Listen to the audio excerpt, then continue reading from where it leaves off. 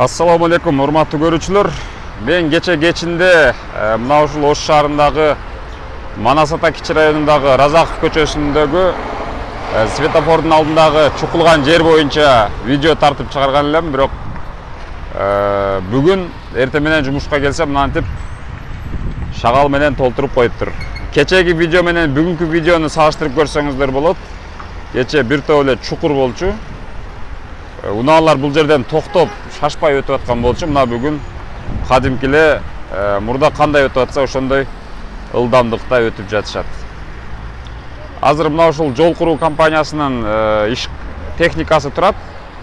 Неге турат билбейм, балким асфальт басабы же башка бир иш жасап атабы. Бирок эң негизгиси жол оңдолуптур. Кечеге айтылган кемчилик ордуна келтирилиптир. Мына ушундай. Эскерте кетсем, бул Ош шаары, Ош шаарындагы Разаков көчөсү.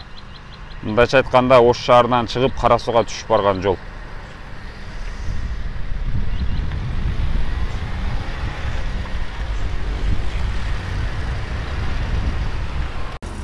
Анан бул жакта битум эритилип атабы билбейм, бирок от жагып атат да кыскасы. Балким азыр ушул кара чакышты эритип, бир жолу асфальтын деле кошо басып кетер.